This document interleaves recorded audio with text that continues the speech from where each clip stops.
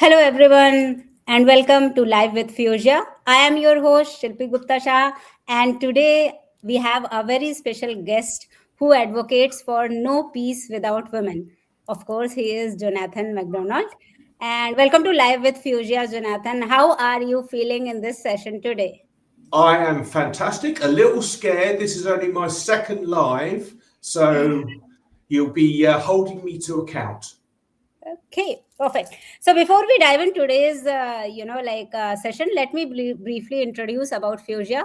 So Fuzia is a women-led digital empowerment platform where we work as growth execution partners for founders, coaches, leaders, and entrepreneurs, helping them scale sustainably, combining AI, human expertise, and intelligent systems. At the heart of Fuzia is one belief: growth should feel aligned, not exhausting. Now, coming back to today's session, the topic for today is Beyond Ability: Unlocking Human Potential with NLP and AI. And before we move forward, let me give you a brief introduction about Jonathan. So, Jonathan MacDonald is a dyslexic thinker who discovered NLP early in his corporate career and later transformed his insights into a mission within education. After a brain injury led him to volunteer in schools, he recognized how limiting beliefs were shaping children's potential. He chose to reject the traditional idea of ability and spent 7 years conducting over 3,000 experiments, equipping children with NLP tools that dramatically improved their results and engagement. His work about unlocking human potential is beyond labels. So, thank you for being our guest today, Jonathan, and your Thank journey. you. Your journey and the challenges which I have seen in your bio. I mean, that traditional, these are the, I guess, traditional definitions of intelligence and ability. So, Yes. the very first question which is coming your way is: what are your thoughts on large language models and their impact on education? Okay, so basically, everyone is really excited about these large language models. I use maybe five or six. I've used them to produce images for potency, and it's kind of clever. Basically, what they are is their predictions. So they look at loads and loads and loads of texts and they predict what the next thing's likely to be. And that's how they write sentences. So they're not really intelligent. What they're doing is they're throwing a lot of stuff at the wall and most of it turns out okay, but they know that 25% of AI is hallucination, and we also know that AI is only based on what was previously written. So the large language model has pretty much, so at the moment, it's not great. It's good, but it's not great. But if you're a 5 year old child today going to Mhm. school to Mhm. learn about the War of the Roses or Henry VIII or anything, that is an utter waste of your time. It's an utter waste of education because remembering words to spit them back for a test can now be done by a computer much, much, much faster. Mhm. So, I mean, we're going to cross over this, but my message to people in education is this: look, man, I know that you're trapped within the system that you think is the best way. It is not the best way.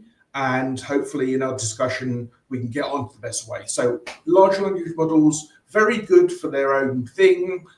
The AI debate is over there. That's not necessarily very good. There's a bubble going to pop.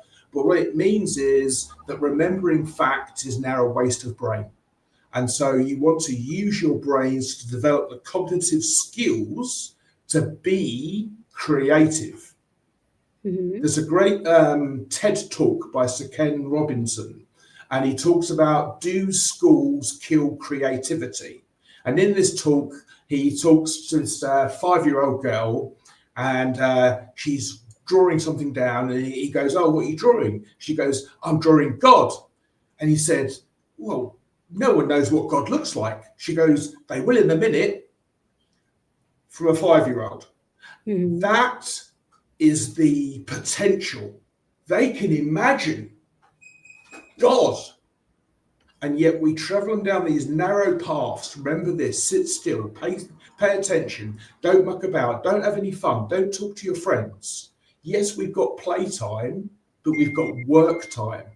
So the problem is that you end up separating work and play, which is why most people are pretty miserable in their work, because it's not something they enjoy. I'm of the view that you should enjoy your work so that it is fun. Bit of a long answer.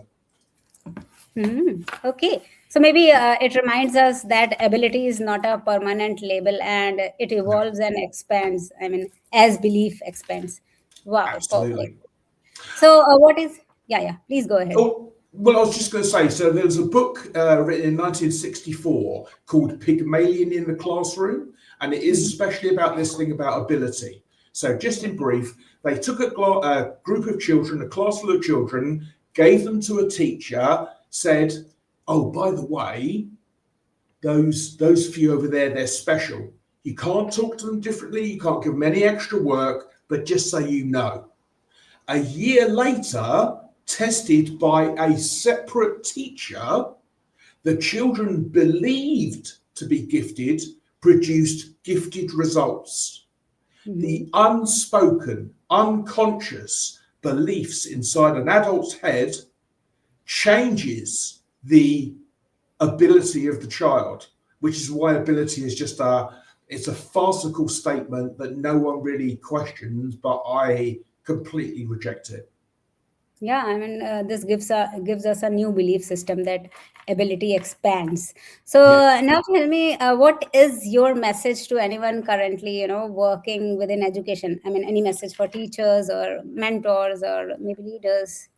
So, having volunteered in schools for a long time, I know that almost every teacher out there is working as hard as they possibly can. They're incredibly stressed, they're incredibly overworked, they're underappreciated. They've got children who it's not English is not their first language at home, so they don't do their homework with their parent, they don't read with their parent. I saw a story about a woman teacher from a special needs secondary school got assaulted, and so she's given up teaching. 50% of people that qualify with teaching degrees never go into teaching. 50% of the people that do go into teaching leave within 3 years. So I'm not saying anything negative about teachers, teaching, their motivations, their ability, or anything like that. But Mhm. it needs to stop. Mhm. We should not go on past the end of this week. We should send all the children home and get everyone together and say, we're going to have to look at this completely differently because the world has changed. And you know the funny thing? I found out about ChatGPT from South Park, the cartoon South Park. Mhm. And, you know, it just, it's just, it's existential for education. But you see, education is now a business. So I don't think anyone working in education is consciously aware of this.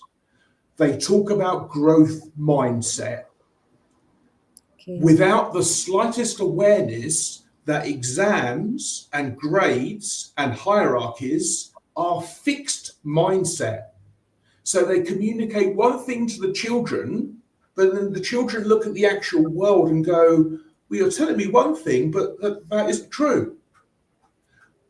And adults, the phrase, they can't see the wood for the trees.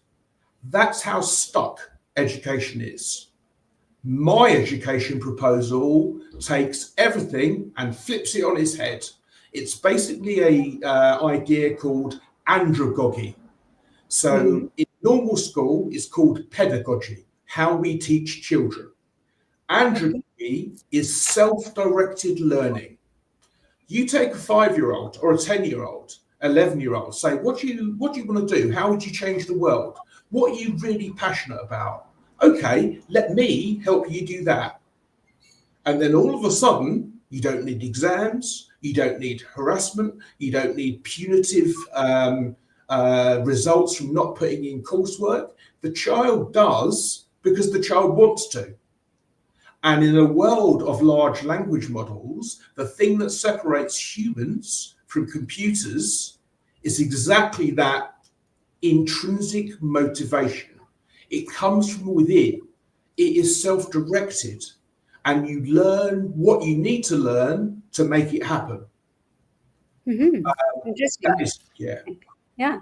So, Right. I mean, we are talking about belief systems which we, develop in our mind. So, if a child is repeatedly told that, he's weak in, particular subject, then that belief can shape his performance more Does. than actual capacity, right? This is what you are Yeah. trying. Yeah. Okay, perfect. That makes so much of sense. And now, what will be your message to people who are into, policy making? I mean, people working in governments or education. So, do you have any message for them? I do. So if you're out there in the Department of Education in the UK, or frankly any country other than North America, my original proposal, this is called potency.world, and it was designed for girl children to change the balance of women. So young girls face a massive drop in confidence as they go into secondary school, and girls do worse in mixed sex, mixed gender environments. So the proposal was to build this school for girls. That was before the large language models. This proposal is about educating. It's about, as I just said, this self directed learning. There are no teachers, there are only mentors and coaches. So if you're in education, reach out to me on LinkedIn. My email is CEO at potency, POTNECY.world, because we can have a discussion about how my idea makes absolute sense, has so much scientific rigor behind it, and is completely easy to implement if you have the vision, which is what I do, and you reach out to me. We could change things next week, not Oh, next year or 5 years or 10 years, now, right wow. now. Wow. We need people like you who say things like this, that we can change everything now.